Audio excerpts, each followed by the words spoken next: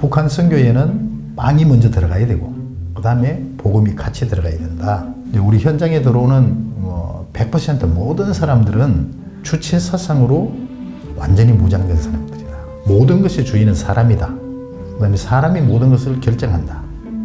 모든 인민 대중은 수령님의 영도를 따라야만이 자기 운명의 주인이 된다. 수령은 정치, 경제, 사회, 문화, 교육 이 모든 분야의 가치 판단과 행동 규범의 척도가 된다는 거지. 이 말은 무슨 말이냐면은 하나님의 자리에 수령을 올려놓은 거예요. 그러니까 수령을 우상으로 섬기는 거예요. 이제 그런 어떤 교육이 철저히 세뇌되어 있고 무장되어 있으니까 이 사람들에게 하나님은 하나님 존재 자체를 전혀 인정 안 하고 그 다음에 영적인 세계 그러니까 사람은 물질이니까 죽으면 끝이다. 그냥 이름만 남긴다. 이렇게 배웠기 때문에 하나님에 대해서는 아예 인식 자체를 못하는 거고 그렇게 이제 무장된 사람이고 그리고 이제 반기독교 사상으로 완전히 무장된 사람들이야. 그러니까 이제 첫째는 기독교라 그러면 이제 이 사람들이 어떻게 교육을 시키느냐 하면은 종교는 아편이다. 기독교는 아편이다. 그러면서 약소국을 침략하기 위한 그 강대국의 그리고 미제국주의의 그 천병들 앞장서서 약소국을 집어먹을 수 있는 그런 길을 여는 사람들이 선교사들이다. 그다음에 교회 같은 경우에는 만약에 북한 인민들이 중국이나 외국에 가면은 이제 십자가 걸려 있는 교회를 볼 텐데 그 교회는 어떤 일을 하는 데냐 하면은 사람들을 붙잡아다가 이 포를 떴어. 이제 고기는 고기대로 팔아먹고 그다음에 그 장기 내장의 그 장기들을 팔아먹는 그런 곳이 교회다. 이렇게 이제 교육을 시키다 보니까 들어오는 모든 사람들이 그러니까 북한에서 중국으로 넘어오는 모든 사람들이 교회에 대해서는 막 너무너무 겁을 내는 거예요. 교회 근처도 가면 큰일 난다는 이런 생각을 하고 있고 그 다음에 선교사들에 대해서는 이제 선교사들이 어떤 사람들이냐면은 정말 그 악질들이고 악한 사람들이라 가지고 인민학교 그러니까 북한의 인민학교 교과서에 보면은 이제 평양에 선교사가 처음 들어가 가지고 선교사가 경영하는 그 과수 울다리 밖에 사과가 떨어졌는데 그 썩은 사과를 하나 주워 먹었다고 해요. 9살짜리 그 아이를 붙잡아다가 그 이마에다가 피수관에서 벌겋게 달군 그 쇠붙이에다가 청강수를 묻혀가지고 그 이마에다가 도적이라고 이렇게 지져서 파는 사람들. 그런 어떤 악질적인 그런 성품 인격을 가진 사람들이 선교사들이기 때문에 선교사를 만나면 큰일 난다. 이런 교육을 받다 보니까 이제 북한에서 굶어 죽지 않기 위해서 처자식은 굶어 죽고 또 부모 굶어 죽고 자기도 굶어 죽기 직전에 밥이라도 한 그릇씩 먹자 그런 생각들을 북한 인민들은 거의 다 갖고 있단 말이에요. 그러니까 북한 인민들의 그 공통적인 말이 뭐냐 고위급 간부들 제외한 나머지 사람들의 공통적인 말이 뭐냐 하면은 입살밥에 돼지고기 국밥 한 그릇이면은 먹고 죽어도 소원이 없겠다. 이게 이제 공통적인 그 언어단 말이에요. 그런 어떤 굶어 죽기 직전에 두만강을 건너온 사람들이라.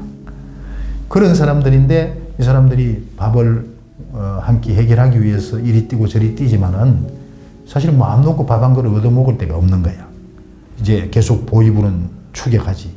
중국 경찰들은 추격하지. 그러니까 밥 얻어먹을 때만 없는 것이 아니고 정말 극도의 공포와 두려움 속에서 쫓기다 보면은 결국은 갈 데가 없는 거야. 그러니까 이제 그러다 보니까 강도질도 하고 살인도 하고 이런 짓들을 하게 되면서 체포돼서 끌려가고 이런 경우가 많이 있는데 그런 극도의 그 상황에 가서 그때서야 이제 자기 아는 사람들 만난 조선족들이나 한족들 이런 사람들을 통해 가지고 너 그렇게 있지 말고 교회에 가면 또 선교사를 만나면은 거기서는 도와준다. 도움을 주고 또 먹여주고 또 입혀주고 재워주고 또 몸이 아프면은 병원에 가서 치료도 해준다. 그쪽으로 한번 가보라.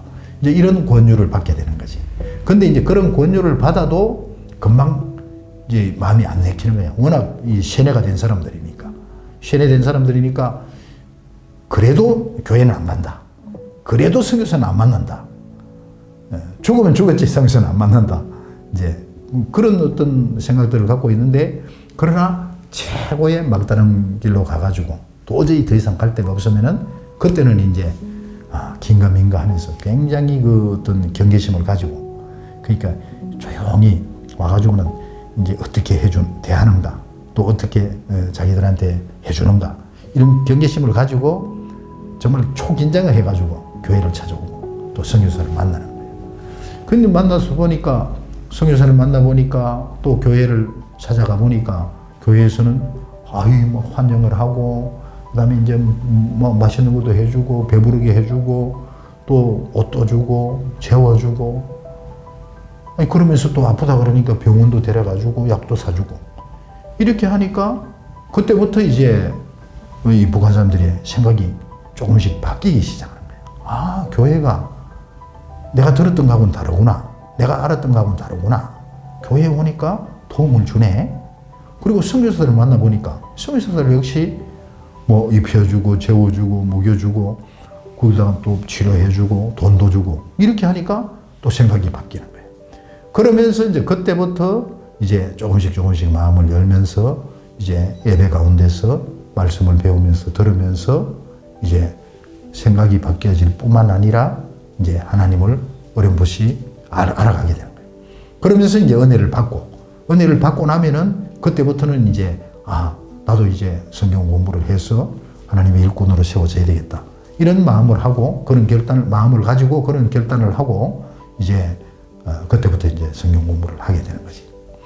이제 그런 이제 과정을 거치기 때문에 이제 들어오는 모든 북한 사람들한테는 기본적으로 빵이 필요한 거예요. 먹여줘야 된단 말이에요.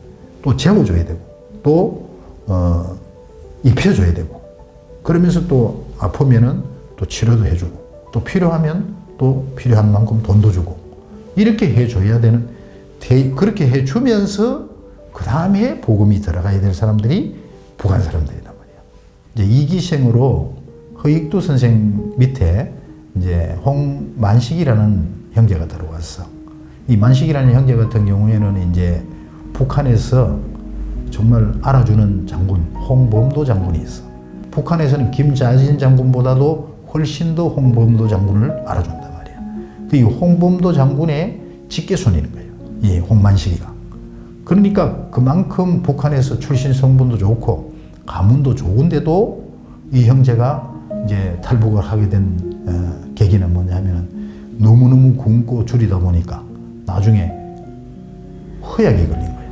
허약이 걸려가지고 항문이 열리고 며칠 있으면 죽게 되는 그런 상황에서 이 얼어붙은 두만강을 기어서 넘어온 거예요.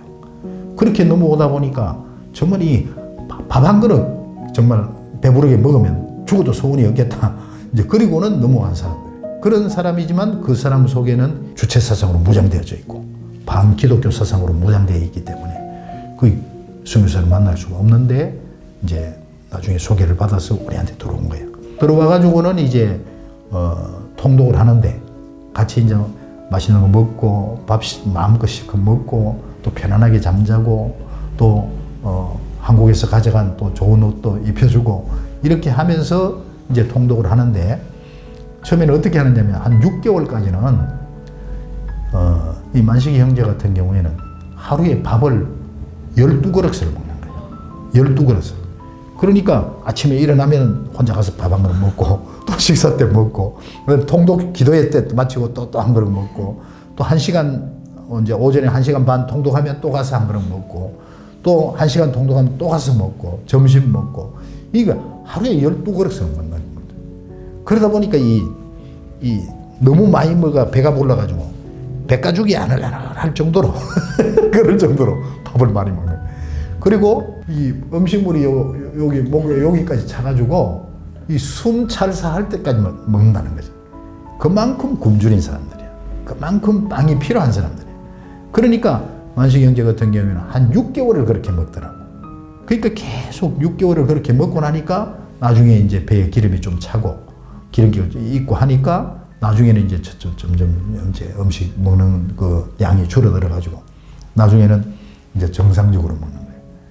그러니까 그렇게 많이 먹을 때는 먹고 배가 부르니까 통독만 하면 자는 거예요. 그럼 기도에만 하면 자는 거예요.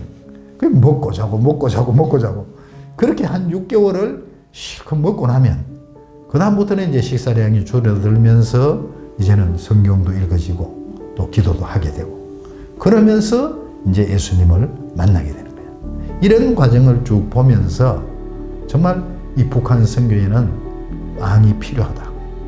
빵이 들어가면서 동시에 복음이 들어가야만이 이 북한 선교는 가능하다. 이런 부분은 제가 사역하면서 그건 깊이 깨달은 부분이고 그러면서 참 이 복음을 전하는 데 있어서는 북한 선교뿐만 아니라 어느 나라나 빵과 복음이 같이 들어가야 된다고 생각을 하는데 그 이유를 어디서 찾아볼 수 있느냐 하면은 사도행전을 보면은 초대교회의 공동체가 정말 하나님이 가장 기뻐하셨던 공동체고 또 그게 가장 바람직한 공동체라. 그 초대교회에는 성도들이 다 모여가지고 함께 말씀의 떡을 떼고 음식을 같이 나누고 함께 또 하나님을 찬미하고 함께 기도하고 예배하면서 그 아름다운 공동체를 이룰 때에 하나님께서 날마다 믿는 자들을 더해 주셨거든. 그런데 이 초대교회의 공동체들을 보면은 초대교회 성도들의 구성원들은 대부분 소외된, 그 당시 사회에서 소외된 사람들이고 가난한 사람들이고 또 노예들이 많았어. 노예 출신들이. 그러다 보니까 경제적으로 능력이 없고 이 빵이 필요한 거예요. 먹을 게 필요한 거예요. 그러다 보니까 사도들과 그 당시 초대교회 그 지도자들은 자기 땅을 팔고 자기 집을 팔아가지고 그 돈을 가지고 공동체에서 함께 나누어 쓰고 같이 먹고 이렇게 하고 또 사도행전 4장에서 가서 보면은 모든 물건을 같이 통용했다 그러거든. 그러니까 이제 물질적으로 같이 먹고 같이 생활하면서 같이 하나님 앞에서 다듬어 세워져 가고 하나님을 함께 예배하는 이런 공동체. 그 공동체 속에서 날마다 믿는 자들을 더하게 하시고 그 공동체를 통해 가지고 복음이 힘있게 확산되는 그런 것을 우리가 볼 수 있듯이 이 선교 현장이라면은 어느 선교 현장도 다 마찬가지지만 특별히 북한 선교 현장에는 빵이 필요하다. 빵이 먼저 필요하고 그 다음에 복음이 같이 들어가야 된다. 그런 것을 지금까지 사역하면서 지금도 마찬가지고 또 한국에서 저 같은 경우에는 지금 북한 사역을 하고 있고 또 성경 통독반 북한 탈북민 성경 통독 백도학교를 하고 있는데 한국에서도 마찬가지. 북한 사람들이 워낙 기반이 없고 백그라운드가 없고 가족도 없고 거기다가 중국에서 살다가 북한에서 살다가 중국에서 살다가 한국에 들어와서 지금 생활하는데 그러다 보니까 기반이 전혀 없었대. 그러니까 중국 생활이나 한국 생활이나 거의 비슷해. 여기서도 역시 빵이 필요하고 물질이 필요하고 그 빵과 물질이 같이 공급되면서 복음이 들어가야만이 북한 사람들이 하나님을 제대로 만날 수 있고 하나님의 일꾼으로 세워질 수 있다는 거. 그러니까 선교라면 한마디로 정리를 하면은 선교는 주는 것이다. 물질을 줘야 되고 그 다음에 하나님의 사랑을 전해줘야 되고 또 하나님의 말씀을 줘야 되고 나중에는 내 생명까지 줄 때에 그 선교 현장에서 하나님을 모르는 사람들이 하나님을 만나고 살아나는 그것이 선교다. 특별히 북한 선교에는 그런 빵과 또 사랑과 또 생명까지 줄 수 있는 이런 현장이 될 때에 북한 선교 현장에서 하나님의 사람들이 살아나고 또 하나님의 일꾼들이 세워진다는 것.